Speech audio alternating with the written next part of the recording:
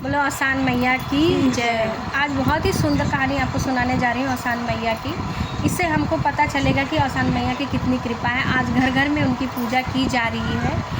इनकी पूजा करने से घर में सुख समृद्धि का हमेशा वास रहता है और घर में शांति भी रहती है, अच्छा भी रहता है। आइए जानते हैं इस कहानी के माध्यम से उनकी कृपा और महिमा जानते हैं। एक राजा थे, वो जो बहुत धनवान थे और उनके कोई संतान नहीं थी। वो जगह जगह हर जगह जो है जाते थे, पर उनके कोई पुत्र की प्राप्ति नहीं थी। हर जगह जाते थे, मंदिर वगैरह सब जगह जाते थे, मन्नत भी मांगते थे, पर कहीं उनका मन्नत सफल नहीं हुआ। ऐसे ही राजा भ्रमण करते करते एक जगह पहुंच गए जहां आसान मैया की पूजा हो रही थी। पूजा ख़त्म होने के बाद उन्होंने एक जन से पूछा कि बताइए ये किस चीज़ की पूजा है और इसके करने से क्या होता है और क्या की प्राप्ति होती है। तो औरत बोली ये आसान मैया की पूजा है। ये पूजा करने से जिसकी जो मनोकामना होती है वो पूर्ण होती है, लेकिन इसके बाद उनकी पूजा करानी होती है। तो राजा बोले जो है कि सबकी इच्छा पूरी होती होगी, लेकिन जब मेरी पूजा पूरी होगी, मेरी इच्छा पूरी होगी, मनोकामना, तो मैं जानूँगा, तो मैं इनकी महिमा और कृपा जानूँगी। तो बोली ठीक है, ये प्रसाद लो आसान माता का और ले जाके है अपनी औरत को दे देना। जब तुम्हें बच्चा हो जाएगा उसके बाद जो है तुम आसान मैया की पूजा करा देना। वो बोला ठीक है, अच्छा ठीक है। वो लाए जो है प्रसाद ला के अपनी रानी को दिए और बोले ये लो आसान मैया का प्रसाद है, इससे खा लो, इसके खाने से हम लोग को बच्चा संतान की प्राप्ति हो जाएगी। बोले ठीक है, लेकिन इसके बाद ये बोले कि राजा उन औरत ने ये भी कहा है कि पूजा होने के बाद हम लोग को आसान मैया की पूजा करानी होगी। बोली ठीक है। रानी को ये बात याद थी। रानी ने प्रसाद खाया और रानी जो है गर्भवती हो गई। कुछ ही समय बाद रानी गर्भवती हुई। रानी को ये बात याद थी अच्छे से कि ये आसान मैया की कृपा से ये पुत्र हमारे गर्भ में आया है और उसके बाद हमें उनकी पूजा करानी है। 10वें महीने में जो है रानी को अति सुंदर पुत्र की प्राप्ति हुई और उस पुत्र की प्राप्ति से राजा के पूरे जो है नगर में हर्ष उल्लास का माहौल था। राजा जो है छठी का दिन आया तो राजा ने जो है सभी अपने रिश्तेदारों को न्योता, बड़ी धूमधाम से न्योता किया और उनका जो है स्वागत भी किया रिश्तेदार। लेकिन रानी बोली कि जो है सबसे पहले हम लोग को आसान मैया की पूजा करानी चाहिए क्योंकि उनकी कृपा से ही हमें यह बालक की प्राप्ति हुई है।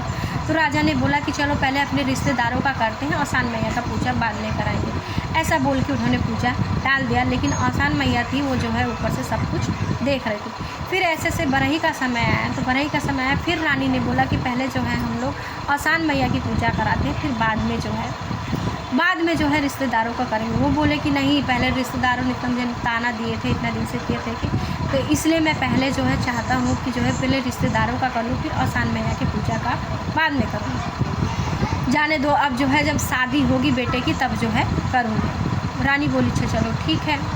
आसान मैया सब देख रही थी। इसके बाद जो है जब लड़का जो विवाह के योग्य हो गया और बरुआ का समय आया, तो बरुआ के टाइम में जो है रानी फिर बोली कि आसान मैया की पूजा करा लो। तो राजा बोले जाने दो, अब बहू जब जो है साथ में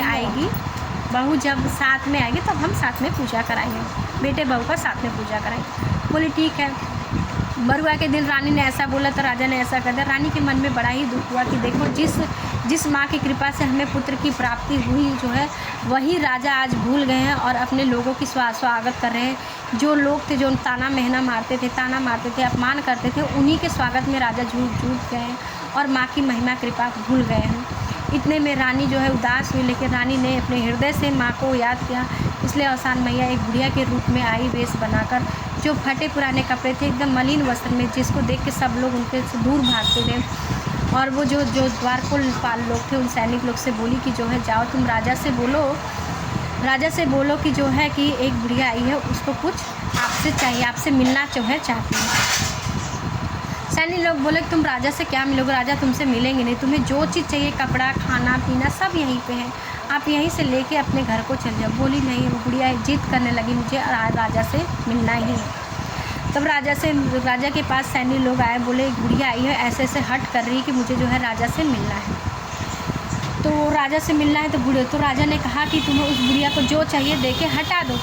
तो बोले कि नहीं, हम लोगों ने बहुत प्रयास किया पर वो बुढ़िया मान नहीं रही। तो बोले कि एक काम करो, उस बुढ़िया को उठा के बाहर फेंक दो। जब सैनिक लोग गए जो बुढ़िया को हिलाने लगे तो फेंकने की कोशिश करने लगे, तो बुढ़िया जो है टस से मस हुई ही नहीं।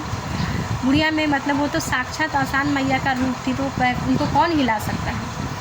जब वो हिला नहीं पाए तो फिर जब थक हार गए फिर राजा के पास आए, बोले हम लोगों ने बहुत प्रयास किया पर वो बुढ़िया टस से मस नहीं हुई।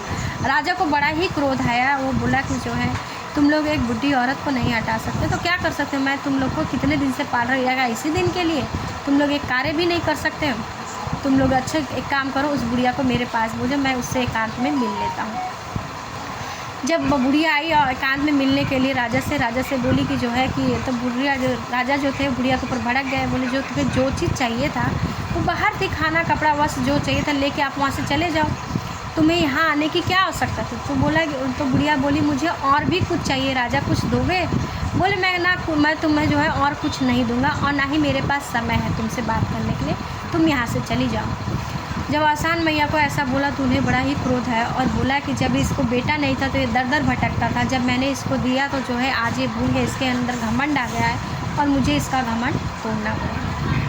राजा का बेटा तैयार हो गया, सज धज के बारात निकल गई और बगीचे तक ही बारात पहुंची थी कि आसान मैया ने अपनी कृपा से उस बेटे को मूर्छित कर दिया और समाज में ऐसा लगा कि वो बेटा मर गया है, लेकिन वो बेटा जिंदा था लेकिन समाज के लिए मर गया था।